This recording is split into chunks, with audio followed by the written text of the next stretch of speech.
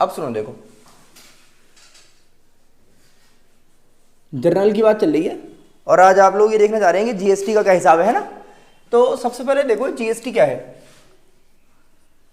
Goods and services tax. तो एक tax की बात हो रही है। देखो पहले क्या था, इंडिया में बहुत सारे तरह के टैक्स लगते थे। इतनी सारे तरह के टैक्स हो गए थे कि जो टैक्स लेने वाला है वो भी परेशान है और जो टैक्स देने वाला है वो भी परेशान है कि कहाँ तक टैक्स देते रहें। अच्छा, मेन जो कैटेगरी है टैक्स की, वो दो तरह के टैक्स होते हैं। एक होता है डायरेक्ट टैक्स, एक होता है इनडायरेक्ट टैक्स। ठीक है ना। तो जीएसटी जो है वो स्पेशली इस वाले टैक्स की कैटेगरी में आ रहा है। मेन जो टैक्स की दो कैटेगरी कौन कौन सी हैं, डायरेक्ट और इनडायरेक्ट। जैसे इनकम टैक्स का नाम सुना होगा आपने। इनकम टैक्स एक डायरेक्ट टैक्स होता है। डायरेक्ट और इनडायरेक्ट में क्या फर्क है भाई? डायरेक्ट टैक्स वो होता है कि जिसके ऊपर टैक्स लगाया जाएगा वो उसे खुद ही पे करना है। जैसे आपकी इनकम है तो आप किसी और से थोड़ी टैक्स पे करवा दो तो उसके ऊपर आप ही करोगे। लेकिन इनडायरेक्ट टैक्स में क्या होता है कि इनकम तो है किसी एक की, लेकिन वो, या फिर ये कह सकते हैं कि टैक्स तो लगा है किसी एक पे लेकिन वो किसी और से पे करवा सकता है। जैसे कोई प्रोड्यूसर है, वो जितना प्रोडक्शन करेगा उस पर सपोज कीजिए हर एक यूनिट बनाने पे 1 रुपए का टैक्स लग रहा है। हर एक यूनिट पे कितना टैक्स लग रहा है? तो वो क्या हरकत करता है कि अगर उसे सामान बनाने में 8 रुपए की कॉस्ट आई है तो इसे इसी में जोड़ के सोचेगा कि कॉस्ट 9 रुपए हो गई और आपको बेच देगा सपोज 10 रुपए में। तो 1 रुपए का अपना प्रॉफिट भी ले लिया और 1 रुपया तुमसे टैक्स का भी निकलवा लिया। तो टैक्स तो लगा था प्रोड्यूसर के ऊपर लेकिन पे किससे करवा लिया? आपसे। तो ये है इनडायरेक्ट टैक्स। इसी को हम ये अब क्या करा, बहुत सारी तरीके के इनडायरेक्ट टैक्स हो गए थे। Sales tax, service tax, value added tax, बहुत सारे नाम हो गए थे। तो सबको कंबाइन करके एक बना दिया जिसका क्या नाम रखा? जीएसटी। ये तो एक जनरल नॉलेज के लिए आपकी बात हो गई। अब हमें जर्नल में इसका कैसे काम करना है उसको देख रहे हैं। तो देखो जर्नल बनाने के लिए ना अब ये है, देखो आदमी दो काम कर रहा है। अब तक आपने एंट्रीज देखी, या तो आप परचेज करते हैं या आप सेल करते हैं। जब आप परचेज करेंगे तो सोच के बताना, आप टैक्स ले रहे हैं या टैक्स दे रहे हैं? उस टाइम पे कोई भी सामान खरीदोगे तो टैक्स दे रहे हैं, सही है ना।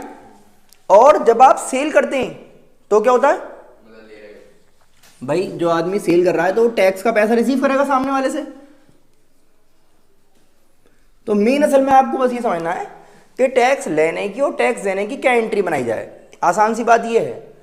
तो जब टैक्स पे करा करेंगे तो कहाँ लिखेंगे? डेबिट में। और टैक्स रिसीव करेंगे तो क्रेडिट में। इतनी बात समझ में आ रही है? अभी इसको जर्नल में ले आके बस हमें मिक्स करना है क्योंकि जर्नल हम ऑलरेडी सीख चुके हैं। इस टॉपिक को समझ रहे हैं बस, जिसको हम जीएसटी की बात कर रहे हैं। फिर एक बात और समझिए, जीएसटी जो है, ये कह रहे हैं साहब जीएसटी की जो है दो तरीके की मिलेगी आपको। एक का नाम है इनपुट जीएसटी, एक है आउटपुट जीएसटी।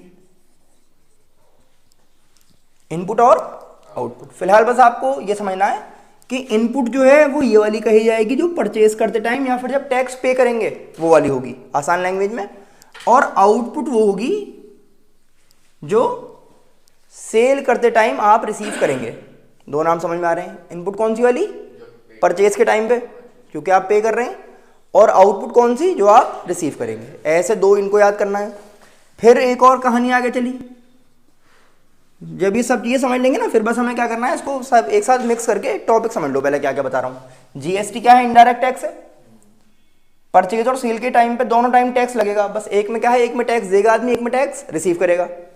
अच्छा, ये जो आदमी सेल करता है ना, ये बताओ सोच के, वो टैक्स लेके क्या अपने पास रखेगा? वो गवर्नमेंट को दे देगा, है ना। तो हमसे लिया और किसको दे दिया? गवर्नमेंट को। आगे समझेंगे। ये कह रहे हैं कि जीएसटी जो है वो 3 तरह की होती है। ये तो इसके हिसाब से थी कि पे कर रहे हैं रिसीव कर रहे हैं, तो ये नाम बता दिया उसके साथ। अब कह रहे हैं एक होती है सीजीएसटी, एक होती है एसजीएसटी, एक होती है आईजीएसटी। ठीक है ना। इसका नाम है सेंट्रल जीएसटी। ये सेंट्रल गवर्नमेंट होती है और स्टेट गवर्नमेंट होती है ऐसे। तो ये क्या है? State GST. और ये है इंटीग्रेटेड। क्या नाम है इसका? इंटीग्रेटेड। तो उस पर आप विद इन स्टेट अगर लग रही है तो ये वाली लगाएंगे।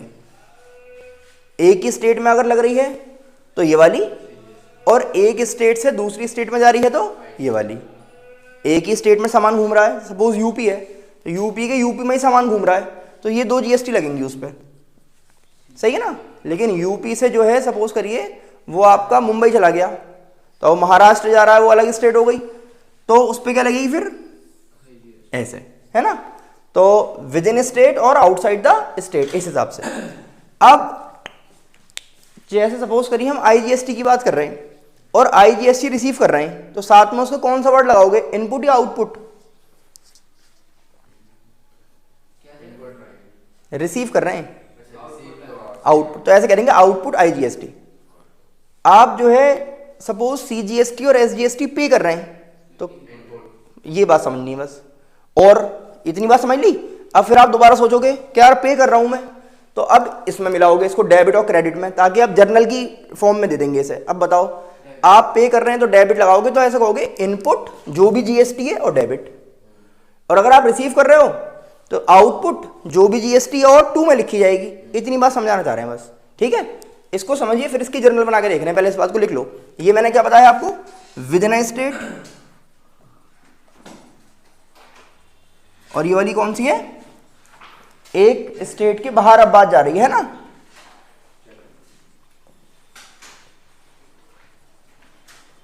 ऐसे देखो, इसका ना एक एक नाम और है। ये जो हम कह रहे हैं ना विद इन द स्टेट, इसको कहते हैं intra state, intra state GST. और जो ये वाली है इसको कहते हैं इंटर स्टेट। इसमें इस आई का मतलब इंटर बिल्कुल भी नहीं है, इस आई का मतलब तो इंटीग्रेटेड था। ये बता रहे हैं इन दोनों को, क्योंकि क्या कहा था, विद इन मतलब एक ही स्टेट में हो रहा है तो उसको इंट्रा से कहते हैं। इंट्रा का मतलब हो गया सेम या विद इन। और जैसे आपने सुना इंटर हाउस कंपटीशन, तो 4 हाउस के बीच में होता है वो कंपटीशन, मतलब एक में नहीं होता, ऐसे। तो ये एक से ज्यादा स्टेट हो गई इसमें, ऐसे, सही है ना। समझिए इसको, देखिए। फिर जर्नल बनाना सीख रहे हैं। मेन जो हमारा टॉपिक था आज का वो तो थोड़ी सी बेसिक नॉलेज दी थी आपको। अब समझिए, तो क्वेश्चन लिखिए, purchase goods for cash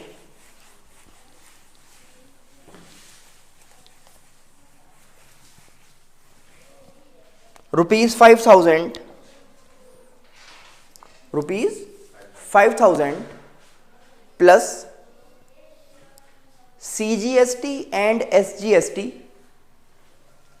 CGST and SGST 9% each. देखो, जब भी CGST और SGST मिलेगी वो दोनों लगेंगी, IGST होगी तो अकेली होती है वो। अब आप पहले बात समझोगे।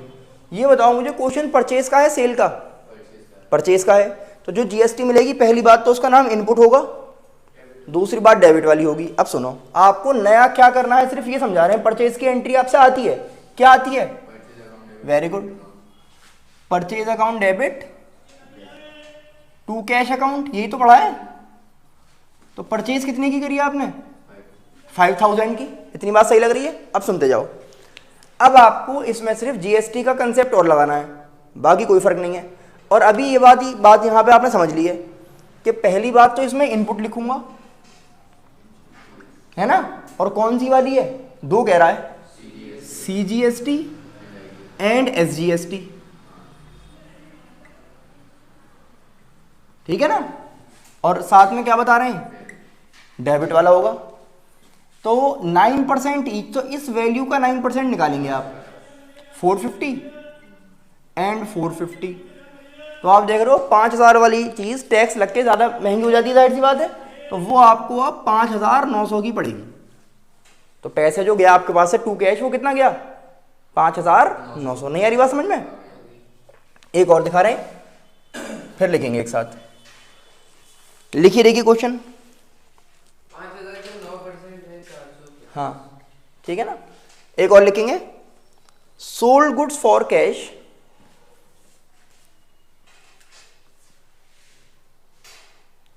sold goods for cash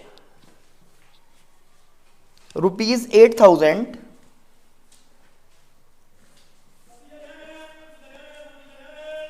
plus CGST and SGST CGST and SGST 9% each. अब आपने फिर कहानी देखी इसमें कि इस बार सेल की बात आ रही है, और सेल की नॉर्मल एंट्री आप जानते हैं क्या एंट्री है, बहुत शानदार। तो cash account debit to sales, ही तो है। अब आप ये बताओगे, देखो यहाँ समझो, सामान जो बेचा वो कितने का है, 8,000 का, लेकिन साथ में उस पर आपने GST क्या है दी है, ली है, क्योंकि सेल कर रहे हैं आप तो GST का पैसा रख लोगे लेके, तो आउटपुट वाली होगी और क्या होगी, क्रेडिट। तो लिखोगे देखो to output CGST to output SGST, ये वाली बात समझ में आ गई। इसका 9%, तो 8 9 जा 72, 720 रुपये हो गए। अब समझो, जब आप सामान परचेज करोगे या सेल करोगे तो ज़्यादा पैसा आएगा। सामान जो है वो 8,000 का है, लेकिन टैक्स लगाने के बाद ज़्यादा पैसा लिया जाएगा।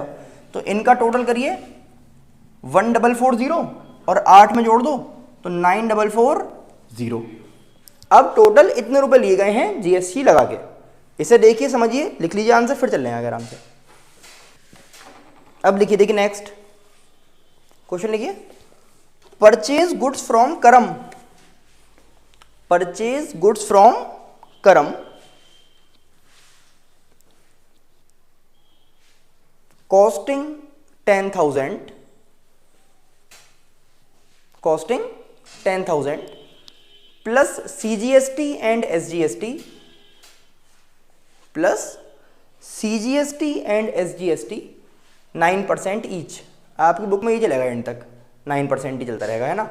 और जहां IGST आएगा तो 18% लिख देगा एक साथ, ऐसे होता है। अब आप मुझे बताओ जल्दी से, क्रेडिट परचेज अगर देखा जाए तो, क्योंकि करम का नाम है, कैश का नाम नहीं है, तो आपको ये पता है कि भाई परचेज तो डेबिट होना ही होना है, और टू, इतनी बात आप जानते हैं। सामान कितने का लिया गया है, 10,000 का, लेकिन परचेज वाले में क्या सीखा भी आपने, इनपुट आएगा, तो इनपुट CGST और इनपुट SGST, सही है इतनी बात। अब बताओ 9% करेंगे तो 900 और 900, तो 1800 प्लस 10,000 तो 1180। क्या इतनी बात सही है ना, लिख लो। एक और लिखेंगे, सोल्ड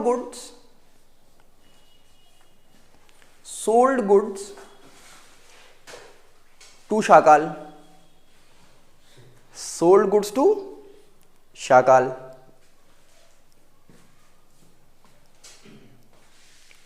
कॉस्टिंग 20,000, कॉस्टिंग 20,000 फॉर, नहीं फॉर क्यों, अब तो GST लगानी है ना, हाँ, प्लस CGST एंड SGST, वो ये आप जानते हैं 9% ईच लिखा होगा। तो बताना जरा जल्दी से मुस्कुराते हुए, क्या एंट्री बननी चाहिए इसकी, बहुत बढ़िया, शाकाल डेबिट टू सेल, तो आना ही आना है, जबकि सामान कितने का है, 20,000 का। अब GST लगेगी, वो भी कौन सी, आउटपुट वाली, तो टू आउटपुट CGST है ना, और टू आउटपुट SGST। कितना बता रहे हैं, 9%, तो इसका तो 9% 1800 हो गया, तो 36 प्लस 20 कितना हो गया, 23,600। ठीक है ना, करिए इसको जल्दी से, फिर चल रहे हैं आगे। ये एक नॉर्मल कहानी है जो आपको समझ में आ रही होगी, है ना। और क्योंकि समझ में आने का रीज़न ये भी है जल्दी से, क्योंकि हमने क्या पढ़ा हुआ है, जर्नल, इसीलिए मैंने इसको रोक कर रखा हुआ था कि जब जर्नल सबकी क्लियर हो जाएगी जब भी आगे मज़ा आएगा इसको पढ़ने में। अब खाली आपको बस ये एक चीज़ सिखाई गई है कि ऐसे हो रहा है।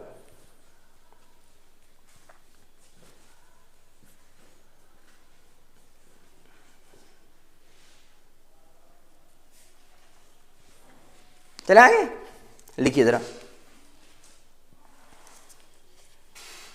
गुड्स रिटर्न बाय करम, गुड्स रिटर्न बाय करम वर्थ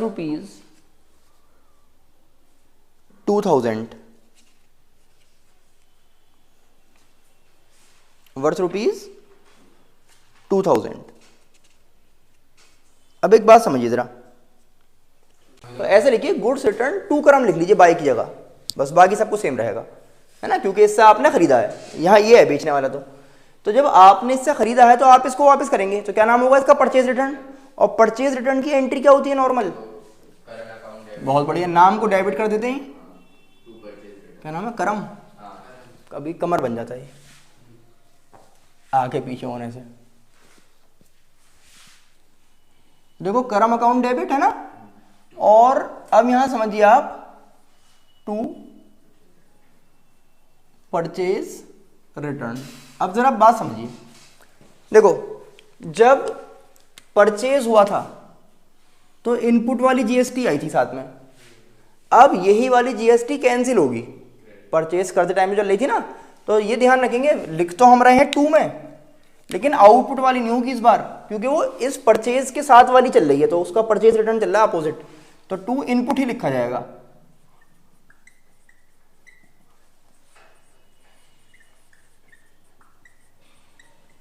भाई ऐसा थोड़ी कोई चीज आप लेके आए तो टैक्स लगा के लाए, वापस करोगे तो बिना टैक्स के हो जाएगी, उसका टैक्स का पैसा भी जब रिवर्स होगा उस टाइम पे, ठीक है ना। तो देखो यहां समझेंगे, सामान कितने का वापस करा? 2000 का। और जब ये सामान सारा लिया था तो 9% दिया था आपने सब पे, तो इस पे भी 9% का हिसाब लगेगा, तो 180 और 180, यह आ जाएगा 99%। तो टोटल जो करम अब आपको वापस करेगा वो 2000 तो सामान के और जीएसटी का वापस, तो 2360 इतने रुपये वापस मिलने चाहिए आपको। क्या समझाना चाह रहा हूं कि जब सेल करा था तो जो क्रेडिट में आई थी वो कौन सी थी? आउटपुट वाली, लेकिन अब ये सेल परचेज नहीं तो उसका अपोजिट चल रहा है, ठीक है ना। लिखिए इसको, फिर देखिए एक बात और कर रहे हैं लास्ट,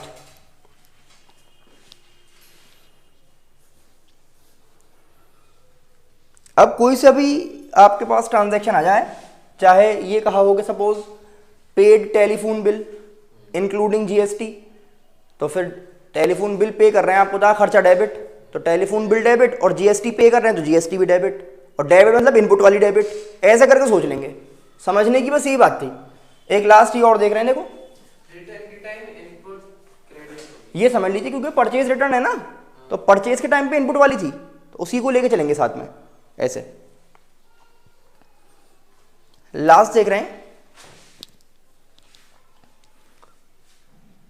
ये थी सेल वाली, है ना, तो गुड्स रिटर्न बाय कर लो। अब goods return by Shakal, goods return by Shakal costing 5000। अब एक बात समझते रहना कि अब ये शाकाल की बात चल रही है यहाँ पे, और इसको क्या करी थी? सेल, तो सेल रिटर्न की बात चलेगी, है ना। सेल रिटर्न का मतलब हो गया, अब आप क्या कहेंगे? सेल रिटर्न डेबिट, बिल्कुल सही है।